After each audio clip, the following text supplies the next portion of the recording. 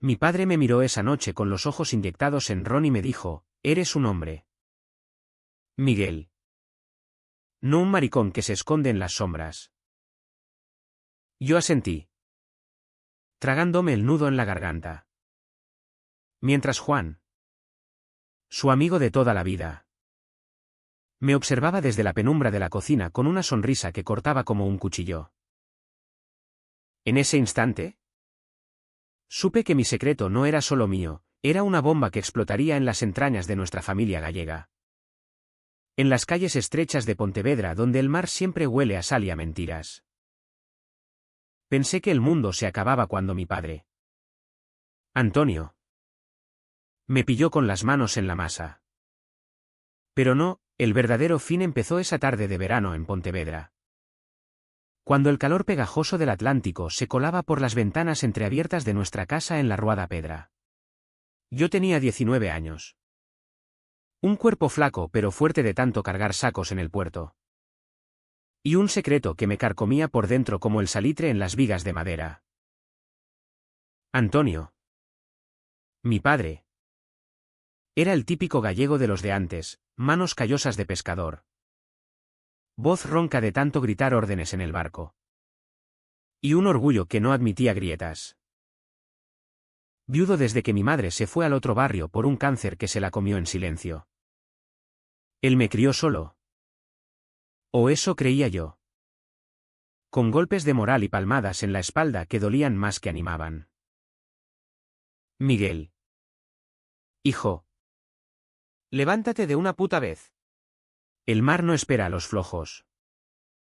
Me gritaba cada amanecer. Y yo obedecía. Porque en Pontevedra. En esa Galicia brumosa donde las casas se pegan unas a otras como conchas en la roca. Desobedecer era peor que morir ahogado. Pero esa tarde no era de mar, era de visitas. Juan llegó como siempre. Con su camioneta llena de herramientas de carpintero. Oliendo a serrín y a algo más.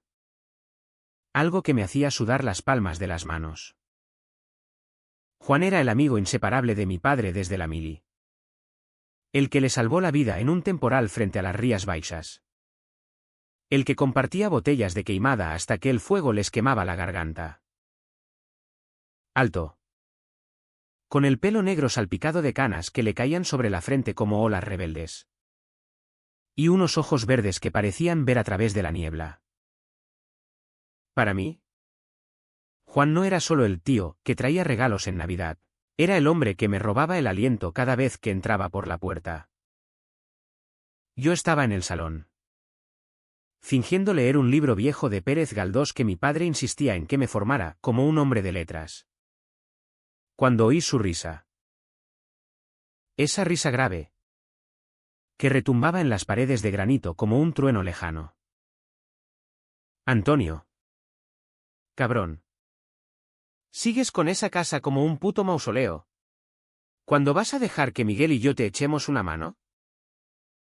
Mi padre gruñó algo sobre el dinero y el orgullo.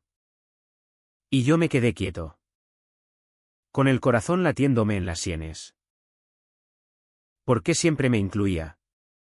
¿Por qué su voz se suavizaba al decir mi nombre? ¿Como si fuera un secreto compartido? Me levanté despacio. Con las piernas de plomo. Y me acerqué a la cocina. Donde el vapor de la olla de caldo gallego subía como humo de un incendio controlado.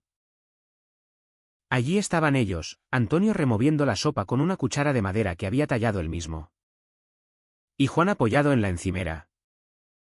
Con una cerveza en la mano y la camisa arremangada dejando ver los antebrazos veteados de venas como ríos en un mapa. Ven aquí. Chaval. Me dijo Juan. Y su mirada se clavó en la mía un segundo de más. Ese segundo fue eterno, vi en sus ojos no lástima. No curiosidad. Sino algo crudo. Algo que me reflejaba como un espejo roto. Me acerqué.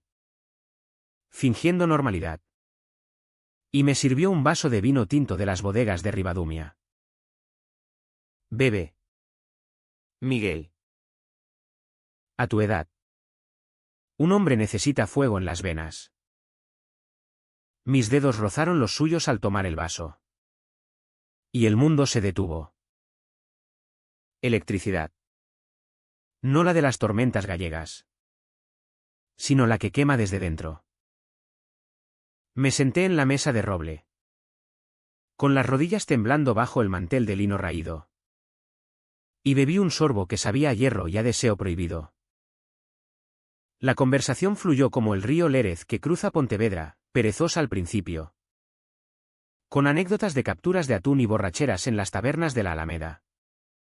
Pero pronto se tiñó de sombras. Mi padre, con la cara enrojecida por el alcohol, empezó a hablar de mi madre. Aquella mujer era un ángel. Pero se fue y nos dejó este vacío. Juan, tú lo sabes mejor que nadie. Juan asintió. Pero sus ojos se desviaron hacia mí. Y en ese gesto vi el primer hilo suelto de la madeja. ¿Qué sabía él? ¿Cuántas noches había pasado en esta casa? Durmiendo en el sofá del salón mientras mi padre roncaba arriba. Y yo, en mi habitación, ¿fantaseaba con sombras que tenían su forma? Yo no era virgen en pensamientos, en el instituto. En esas aulas húmedas donde el olor a pizarra se mezclaba con el de sudor adolescente. Había besado a un chico en el baño de la estación de tren. ¿Fue torpe? ¿Urgente? Y terminó en lágrimas y promesas de silencio. Pero Juan era diferente. Era el hombre que mi padre idolatraba. El que podía romper todo sin esfuerzo. La cena se alargó hasta que las luces de las farolas de la Praza da Ferrería se colaron por las rendijas de las persianas. Mi padre se levantó tambaleante, murmurando algo sobre mañana hay que madrugar. Y me palmeó el hombro con fuerza suficiente para dejarme un hematoma moral. Tú cuida de Juan. Miguel. ¿Es familia? Familia. La palabra me ahogó como una ola inesperada. Juan se quedó, como siempre, ayudando a fregar los platos. Yo insistí en hacerlo solo. Pero él se plantó a mi lado, con las mangas subidas y el agua salpicando el delantal de mi madre que aún colgaba en el gancho. Déjame, chaval. Tus manos son para cosas mejores que esto. Sus dedos rozaron los míos de nuevo. Esta vez deliberado. Y el jabón se escurrió como lágrimas. No dije nada. No podía. En Pontevedra, donde las murallas medievales guardan secretos más viejos que el tiempo, el silencio es el primer refugio de los que amamos mal. Esa noche, acostado en mi cama con el techo agrietado como mi alma, reviví el roce una y otra vez. El deseo no era solo físico, era una hambre de ser visto. De que alguien me dijera que no era el hijo defectuoso de Antonio. El que no pescaba lo suficiente. El que leía libros en vez de emborracharse en las fiestas del Corpus Christi. Juan me veía. Y eso me aterrorizaba más que cualquier tormenta en la ría. Al día siguiente, el sol entró a raudales por la ventana. Pero yo ya sabía que la oscuridad estaba dentro. Fui al puerto. Cargué los sacos hasta que los músculos me ardían. Pero el fuego real estaba en otro sitio. En la cocina. En esa casa de piedra que olía a pulpo, a feira y a verdades enterradas. Los días siguientes fueron un pulso constante entre el deber y el abismo. Antonio me arrastraba al barco al alba, donde el frío del agua me calaba hasta los huesos. Y Juan aparecía de vez en cuando, con excusas de reparaciones en la casa o en el taller de carpintería que tenía en las afueras de Pontevedra, cerca del monte da Guía. Traje esto para ti, Miguel, me dijo una mañana. tendiéndome un tallado en madera, un barco en miniatura. Con velas de roble fino. Lo tomé con manos temblorosas. Y él sonrió. Esa sonrisa que arrugaba las comisuras de sus ojos como olas en la playa de Silgar. Para que recuerdes que el mar te llama. Pero tú eliges a dónde ir. ¿Era una metáfora? ¿O solo palabras de un hombre que ignoraba el torbellino que desataba en mí?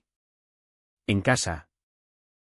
El silencio se espesaba como la niebla matutina. Mi padre notaba algo, mis miradas esquivas. Mis respuestas cortantes cuando hablaba de conseguir una novia decente en la parroquia. No seas como esos maricones de la ciudad. Miguel. Aquí en Galicia somos de sangre pura. Soltaba entre dientes. Mientras pelaba patatas para el cocido. Yo asentía. Con el estómago revuelto. Pensando en cómo Juan me había mirado la semana pasada. Cuando Antonio se durmió borracho en el sofá. Estábamos solos en la cocina. El reloj marcando las 2 de la madrugada. Y él se acercó para apagar la luz. Su aliento olía a anís.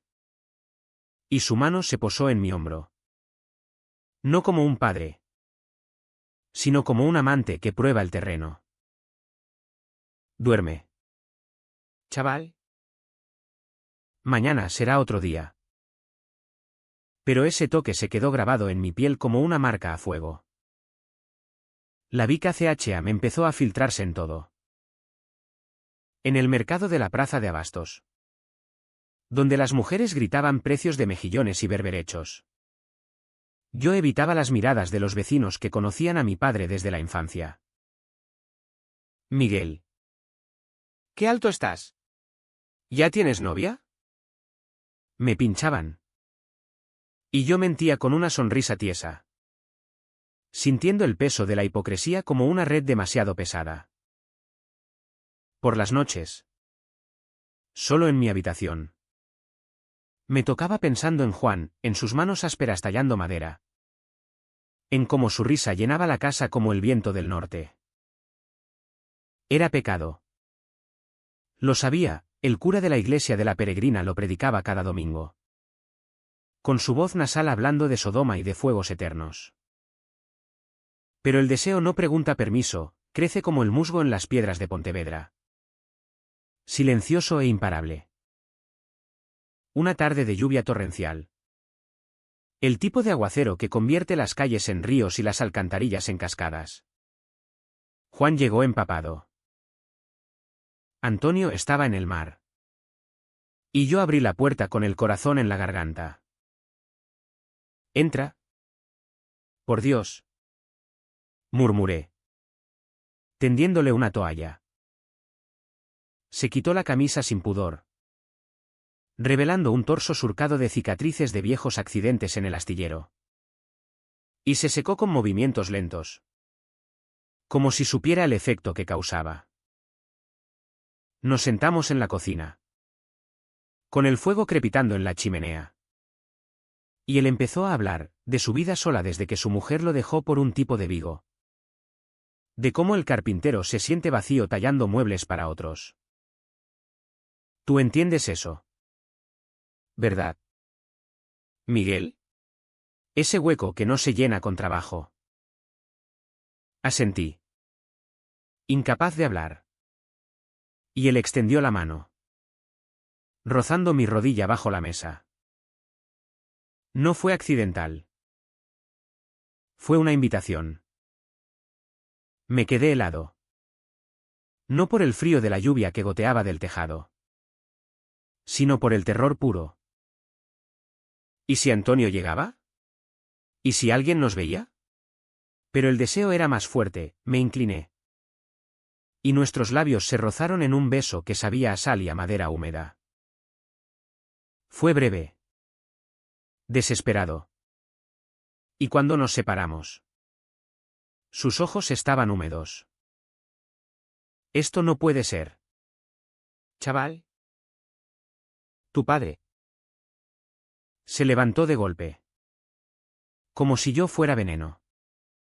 Y se fue sin mirar atrás, dejando la toalla en el suelo como una bandera de rendición. Esa noche no dormí. El beso me quemaba los labios. Y el miedo me atenazaba el pecho.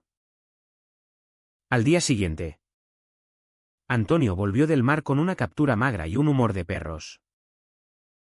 Juan no vino ayer. Ese cabrón seguro que está con alguna puta en Combarro.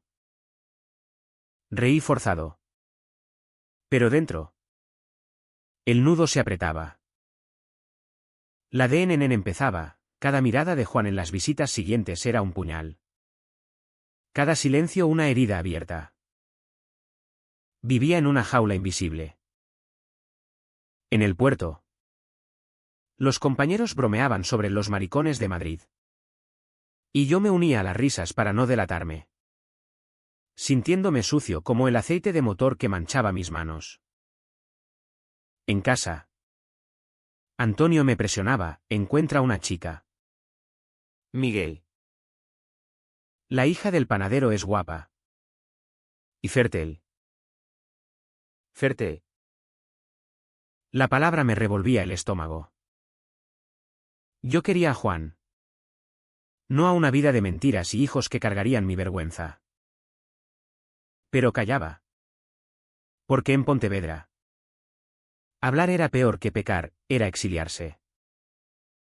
Las semanas pasaron en un borrón de niebla y deseo reprimido. Juan evitaba la cocina cuando yo estaba, se quedaba en el salón con Antonio, hablando de fútbol y de tormentas pasadas. Pero yo lo sentía, la tensión en el aire. Como antes de un rayo. Hasta que una noche de fiesta en la villa, durante las festas da peregrina, todo se resquebrajó un poco más. La plaza bullía de gaitas y tambores. El olor a empanada y vino quemado flotando en el aire salobre. Antonio me obligó a ir, diviértete. Coño. Eres joven. Bebí demasiado albariño. Y en un callejón oscuro detrás de la muralla, besé a un desconocido que olía a tabaco y mar. Fue vacío. Mecánico. Pero al día siguiente, la culpa me aplastó. Juan lo supo no sé cómo. Y cuando vino a casa esa semana, su mirada era de decepción. No de celos. Cuídate, Miguel, murmuró al pasar por la cocina. Y su mano se demoró en mi cintura un instante. Ese toque fue el último clavo en mi ataúd emocional, ahora no solo deseaba, sino que anhelaba ser merecedor. La DNN se acumulaba como agua en una presa a punto de romper. Yo me perdía en rutinas, puerto por la mañana, libros por la tarde, sueños prohibidos por la noche. Antonio notaba mi distracción, ¿estás ido? Hijo. ¿Es una mujer? Dime. ¿Que te ayudo? Mentí, diciendo que era el cansancio. Y él me creyó. O fingió creerlo. Pero Juan era el fantasma que me perseguía. Cada vez que entraba, el aire se cargaba de electricidad estática. Y yo, en mi silencio cobarde, dejaba que la Vic ACH se cociera a fuego lento, esperando el día en que estallara y me consumiera. El verano en Pontevedra es traicionero, días de sol abrasador que te cuecen la piel como pulpo en la cazuela, seguidos de chubascos que te empapan hasta el alma. Ese año, el calor parecía amplificar todo, el sudor en mi nuca cuando Juan pasaba cerca, el peso de las expectativas de Antonio, el eco de mis propios pensamientos traidores. La rutina se había convertido en una tortura exquisita. Por las mañanas, en el barco, el balanceo de las olas me mecía como en un sueño erótico donde Juan era el capitán y yo, Su tripulación voluntaria. Miguel. ¿Atiende? Joder. Bramaba mi padre. Y yo volví a la realidad con las mejillas ardiendo. Él no sabía que mi mente estaba en otra parte. En esa cocina donde el roce de manos se había convertido en un recuerdo que me mordía por las noches. Juan venía menos. Está liado con un encargo en Marín. Decía Antonio. Y yo asentía. Ocultando el alivio mezclado con pánico. ¿Me evitaba? ¿Se arrepentía de ese beso robado bajo la lluvia? La duda me carcomía como un término que no se atreve a salir a la superficie. Intenté distraerme, fui a la biblioteca municipal. Devoré novelas de Delibes y Umbral. Buscando en las páginas la valentía que me faltaba. Pero los libros hablaban de amores imposibles. De hombres que se rompían contra el mundo. Y cada palabra era un espejo de mi propia fractura. En las tabernas del Arruado Mouro. Bebía con antiguos compañeros del instituto. Riendo chistes groseros sobre mujeres y fútbol. Pero mi risa sonaba hueca. Como el eco en una iglesia vacía. La Vica CHAM se manifestaba en detalles pequeños. Pero lacerantes. Una vez. Antonio encontró una foto vieja en mi habitación, yo y un primo en la playa. Abrazados de niños. ¡Qué mariconadas! Soltó. Arrugándola y tirándola al fuego. Vi las llamas devorarla y sentí que era mi corazón el que ardía. No dije nada, tragué la rabia. Como siempre. Otra noche. Durante una cena con vecinos, esos gallegos que charlan eternamente sobre el tiempo y los chismes. Alguien mencionó un escándalo en Vigo, un tipo pillado con otro hombre en un bar. Esos degenerados deberían pudrirse en la cárcel. Sentenció el viejo Paco. Y Antonio asintió vigorosamente. Palmeando mi espalda. Mi Miguel no es de esos. ¿Verdad? ¿Hijo? No. Padre. Respondí. Con la voz estrangulada. Mientras Juan, que había sido invitado, me lanzaba una mirada de disculpa desde el otro lado de la mesa. Esa mirada fue un bálsamo y un veneno, me decía que él entendía. Pero también que compartía mi prisión. Yo soportaba en silencio. Sacrificándome por el fantasma de la familia. Imaginaba que si callaba lo suficiente, el deseo se evaporaría como la niebla al mediodía. Pero no, crecía. Alimentado por encuentros fugaces. Una tarde en el taller de Juan fui con la excusa de llevarle un mensaje de Antonio. Lo vi trabajar, el sudor perlando su frente. Los músculos tensándose al martillar un clavo. Pasa. Miguel. Dijo. Y por un momento. El mundo se redujo a ese cobertizo lleno de virutas y olor a resina. Hablamos de tonterías, del Festival del Bonito. De las procesiones de Semana Santa. Pero sus ojos decían otra cosa, te deseo. Pero no puedo. Me fui con las manos vacías.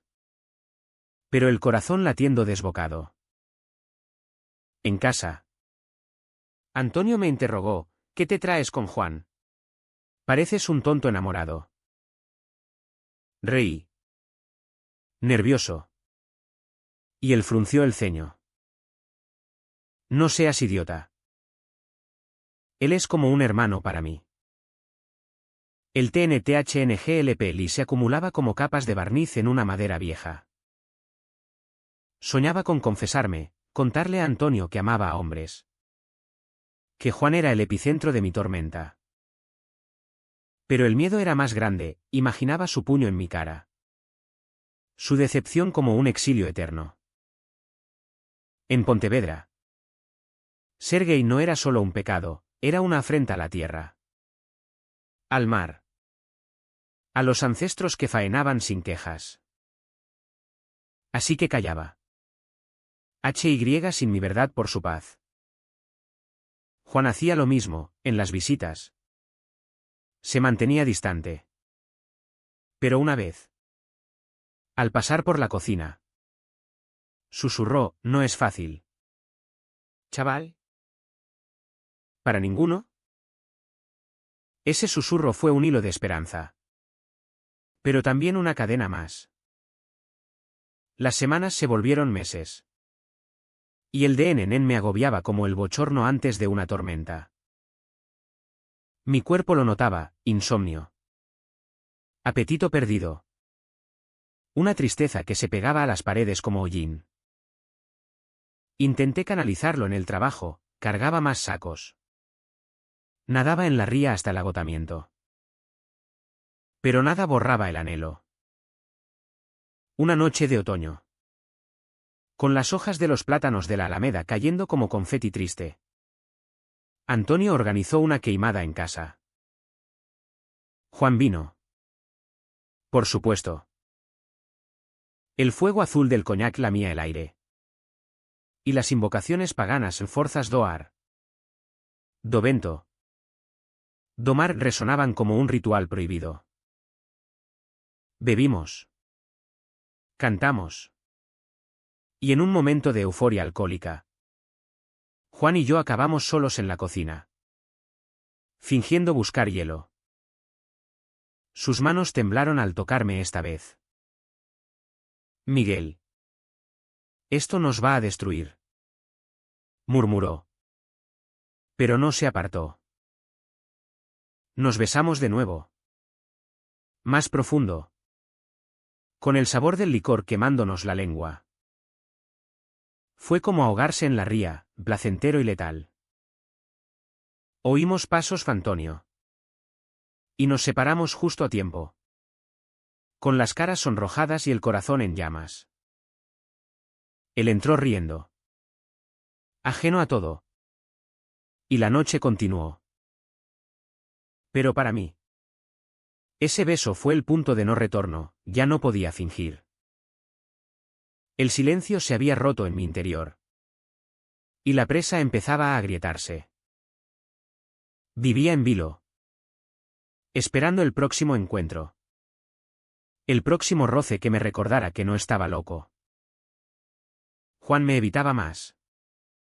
Pero sus mensajes, breves notas en papeles que dejaba en mi habitación cuando Antonio no miraba, decían, paciencia.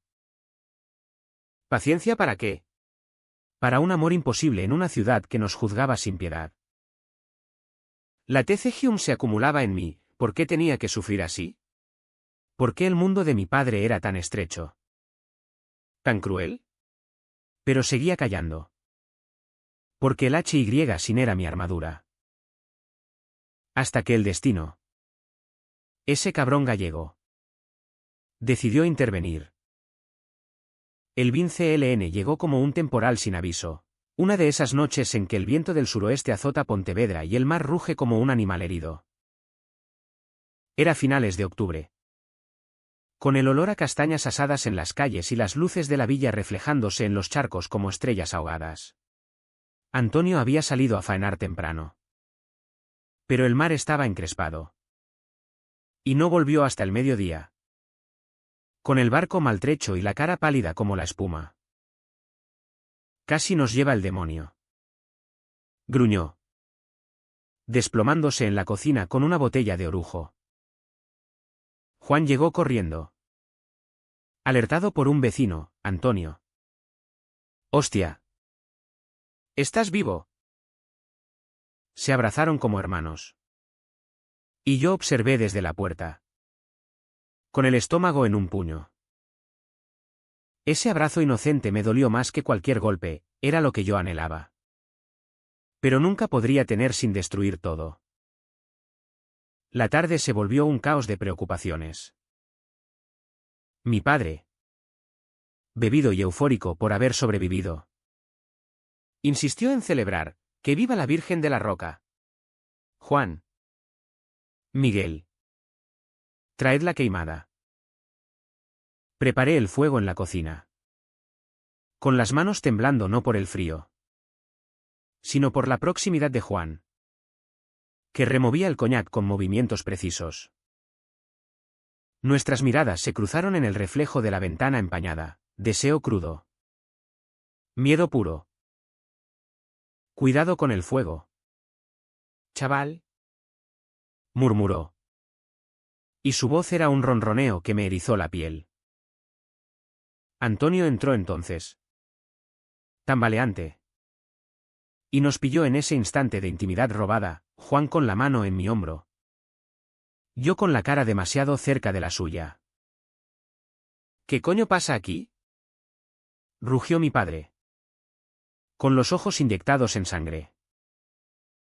El silencio cayó como un telón de plomo. Juan se apartó de inmediato, balbuceando excusas sobre el equilibrio de la olla. Pero Antonio no era tonto. Su mirada pasó de él a mí. Y en ese escrutinio vi el Danin del horror. Miguel. ¿Es por ti? ¿Eres tú el puto maricón que anda rondando a mi amigo? Las palabras me golpearon como un latigazo. Negué con la cabeza, tartamudeando. Pero el pánico me traicionó, las lágrimas brotaron, calientes y traidoras. Juan intentó mediar. Antonio. Cálmate. No es lo que piensas. Pero mi padre lo empujó contra la encimera. Mentiroso. Me salvaste la vida y ahora me traicionas con mi propio hijo. El mundo se volvió un remolino de gritos y empujones. Antonio me agarró del brazo, hurgando en mi cara como si buscara pruebas de mi pecado. Dime la verdad. Joder. ¿Lo has tocado? ¿Eres uno de esos asquerosos? El dolor fue instantáneo, no físico, sino un vacío que me succionó el alma. Grité que no. Que era un error. Pero las palabras salían huecas, como viento en una cueva. Juan se interpuso, recibiendo un puñetazo en la mandíbula que lo dejó sangrando. Para. Antonio. Es tu sangre. No un enemigo. Pero mi padre estaba poseído, por el alcohol. Por el miedo a la vergüenza en una comunidad donde los chismes viajan más rápido que el viento.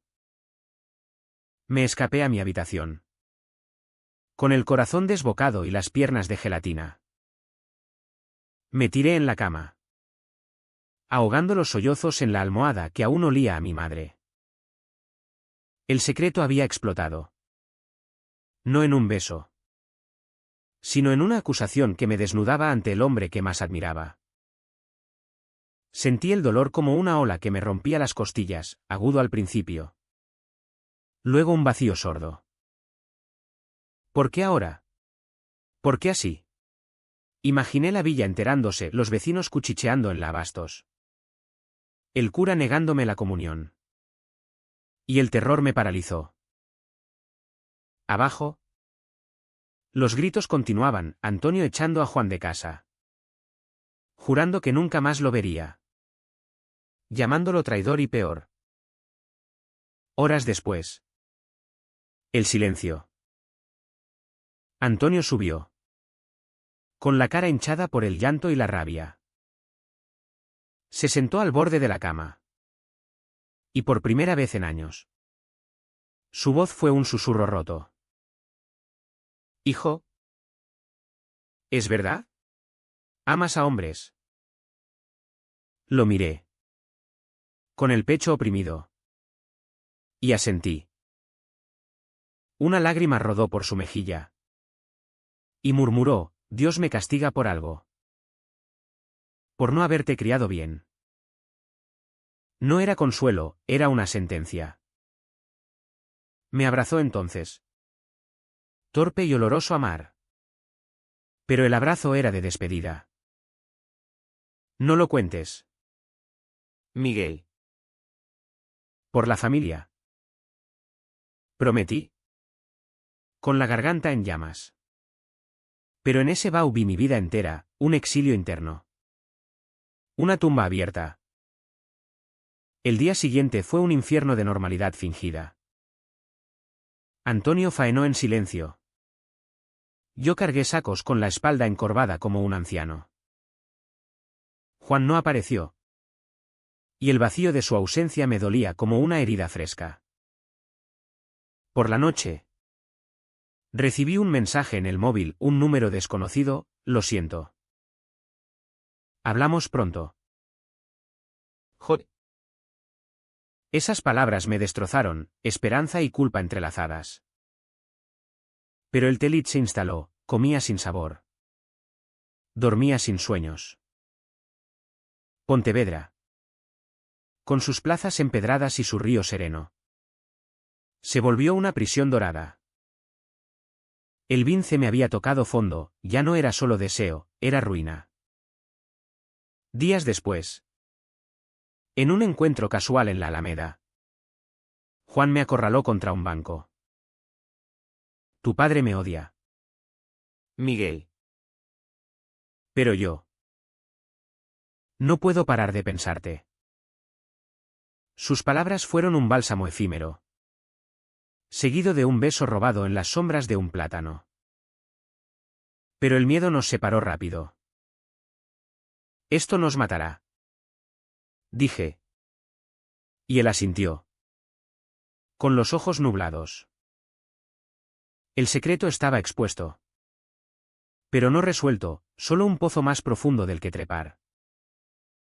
El Cao Trao no fue un estallido de fuegos artificiales. Como en las novelas baratas, fue un quiebre silencioso. En la quietud de una cocina que olía a caldo rancio y a promesas rotas. Habían pasado semanas desde el temporal. Semanas en las que Pontevedra fingía normalidad, las luces navideñas empezando a colgarse en la Ruada Pedra. El mercado llenándose de turrones y mariscos para la Nochebuena. Pero en casa. El aire era espeso como melaza. Antonio bebía más. Hablaba menos, sus palmadas en la espalda se habían vuelto golpes distraídos. Como si tocarme le recordara su fracaso. Juan y él no se veían, ese traidor no pisa mi casa.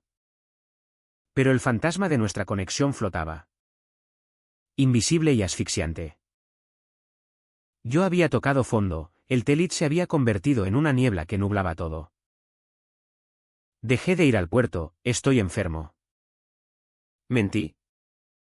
Y Antonio no insistió. Demasiado sumido en su propia culpa. Pasaba días en la cama. Mirando el techo agrietado. Reproduciendo el beso con Juan en loop mental. El deseo se había torcido en autodesprecio. ¿Por qué yo? ¿Por qué arruinar a los dos hombres que más quería? Intenté rezar en la iglesia de Santa María. Arrodillado en el banco de madera pulida por generaciones de penitentes. Pero las palabras se quedaban atascadas. Ahogadas en dudas. El cura me miró con sospecha, los chismes viajan. Y salí corriendo. Con el corazón latiendo como un tambor de mor. Fue una noche de diciembre. Con la lluvia martilleando las tejas como dedos impacientes. Cuando todo estalló. Antonio llegó tarde de la taberna. Oliendo a ron y a humo de pipa. Y me encontró en la cocina. Preparando un té para calmar los nervios. Siéntate. Hijo. Hablemos como hombres. Su voz era grave. Pero temblorosa. Como una cuerda a punto de romperse. Me senté. Con las manos entrelazadas para ocultar el pulso. Sé lo de Juan. Y lo de ti. Me lo contaron en el puerto. El mundo se detuvo. ¿Quién? ¿Un vecino fisgón? El pánico me subió a la garganta. Pero él levantó la mano. No importa. Lo importante es que arreglemos esto. Mañana vas a Vigo. A un terapeuta que conozco. Te curará de esa aberración. Curarme. La palabra fue un latigazo. Años de silencio. De H.Y. sin. De mentiras para protegerlo. Y ahora esto, un exilio disfrazado de salvación. El dolor se transformó en rabia. Una rabia fría que me enderezó la espalda. No. Vale. No voy a ningún lado. Soy gay. Amo a hombres. Y amo a Juan. Las palabras salieron como un río desbordado. Claras y definitivas. Su cara se descompuso, incredulidad primero. Luego furia. Eres mi hijo. No un puto invertido que mancha el nombre de los tuyos. Golpeó la mesa. Y la taza se volcó, derramándote caliente como sangre. No grité. No huí. Por primera vez. Me quedé. Tú me enseñaste a ser hombre. Antonio. Un hombre dice la verdad. Aunque duela. He callado por ti. Por esta casa. Por Pontevedra entera. Pero ya basta. Si no me aceptas. Me voy. Con o sin Juan. El silencio que siguió fue ensordecedor, solo el tic-tac del reloj y la lluvia como testigos. Lágrimas surcaron su cara arrugada. Y murmuró, me has matado. Miguel. Me has matado. Se levantó. Tambaleante. Y subió las escaleras sin mirar atrás. Yo me quedé allí. Con el té enfriándose en el suelo. Sintiendo el peso de lo dicho. No era victoria, era liberación cruda. Dolorosa. Como arrancarse una costra infectada.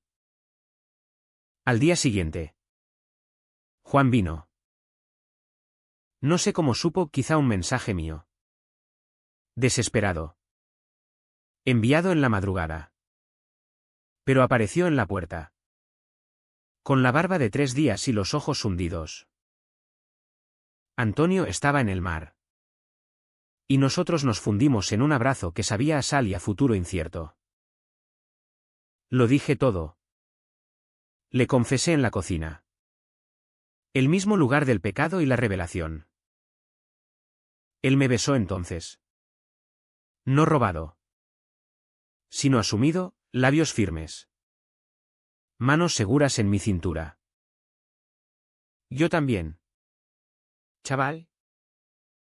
Le dije a Antonio que te amo. Que no es solo un capricho. El Cao Trao fue eso, no una pelea épica. Sino palabras dichas al fin. Rechazos a las cadenas que nos ataban. Nos amábamos. Y eso bastaba para romper el mundo. Pero el precio fue inmediato. Antonio volvió esa tarde y nos encontró sentados en el salón. Manos entrelazadas. No gritó. Solo miró. Con ojos vacíos. Fuera de mi casa. Los dos. Juan se levantó. Sereno, Antonio. Somos amigos desde niños.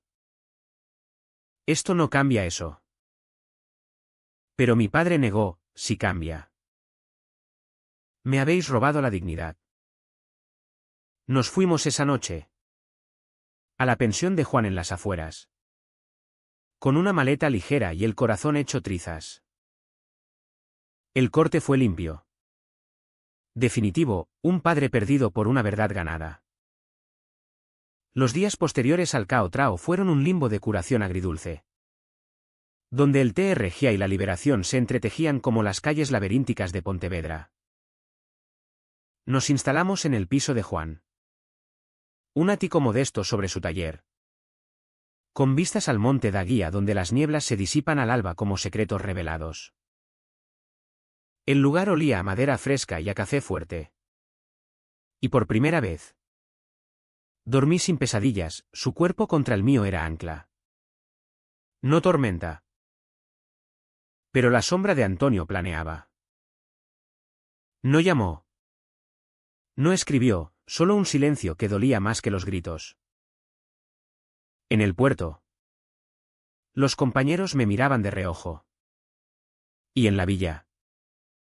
Los chismes bullían, el hijo de Antonio es de esos. Con el carpintero. Pontevedra. Mi hogar de siempre. Se volvió un campo minado de miradas y susurros. Juan pagó su parte, perdió clientes fieles. Viejos amigos que lo tildaban del perverso. No importa. Me decía. Tallando una mesa con manos firmes. Tú vales más que un encargo. Pero yo veía las grietas, noches en que se despertaba sudando. Murmurando sobre lealtades rotas. Intentamos reconstruir, caminatas por la ría. Besos en la playa de Mourisca al atardecer. Donde el sol teñía el agua de oro y no había ojos juzgadores.